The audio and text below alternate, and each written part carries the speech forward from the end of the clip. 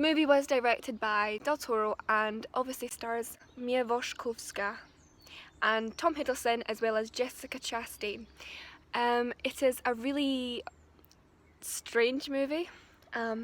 It's more kind of gothic psychological romance thriller than really horror, and I think well actually no, Edith in the, she's trying to publish this book, and when she's giving it her transcript away, she does say it's not a ghost story, it's a story with ghosts in it.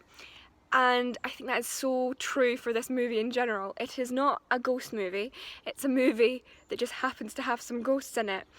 I think that there was some really incredible elements in this movie. There were a couple scenes where I was just like, gross.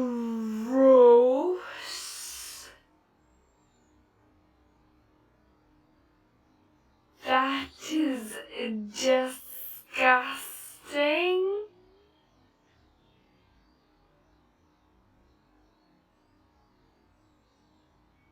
But there were some moments that were interesting. There was concepts that were interesting, and obviously the set was so beautiful. I think there was a couple criticisms I had. One was I think the ghosts were, the CGI and the ghost was a tiny bit overused. I don't think that's a major critique, because obviously watching it now from 2020 you can see how technology has changed, and the ghosts maybe aren't the best CGI in the world, but that is easily forgivable because I like things from like a long time ago where CGI wasn't great, but I feel like they relied on CGI too much for the ghosts. Also, it's kind of almost set up to be a horror movie, but it really isn't, like I've said, so I feel like there was a bit of bad marketing. And there was my other kind of main point was people got injured and seemed to be kind of fine quite quickly. It was like, someone I won't spoil it, but some people get some really serious injuries, and this is like set like what, 100, 200 years ago, and they all kind of are they kind of walk it off pretty well. Like, people fall from things, people get hurt, and they're still pretty okay, and it's kind of implied that they're going to be fine eventually, when you just think to yourself, yeah, no, that's not how human body works. A series of events that leads to their marriage and her going to his house to live with him in Britain. The overall, kind of plot is that in the beginning, when she was a very young child, she was visited by the ghost of her deceased mother, who warned her of Crimson Peak. So that's you've kind of got your ghost story. You've also got your kind of family drama stroke romance in there, and that is basically the first half of the film, or at least the first quarter.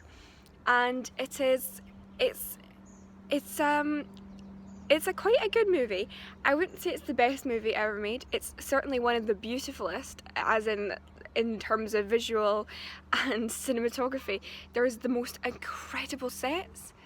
The sets are beautiful. They're like this gothic, it's like a gothic wonderland. It's stunning, like the house, the rooms, the kind of props, I suppose. It's all absolutely beautiful. The colour scheme is lovely, the costumes are incredible. Everything in this movie looks fantastic. So I should say that the second love interest of Edith Cushing in the movie is a Dr. McMichael, one of those. And when he first kind of appeared, I was so ready to get my meme out, but surprisingly he actually turned out to be a kind of likeable character who wasn't really... Yeah, there was a couple of plots that kind of didn't really ever get addressed again after they were first.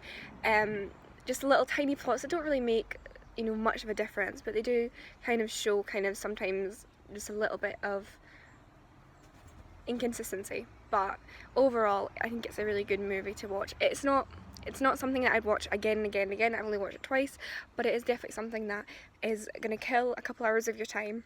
And yeah, that's it. Thank you so much for watching. Leave a like if you enjoyed, a dislike if you didn't, and please subscribe. Bye!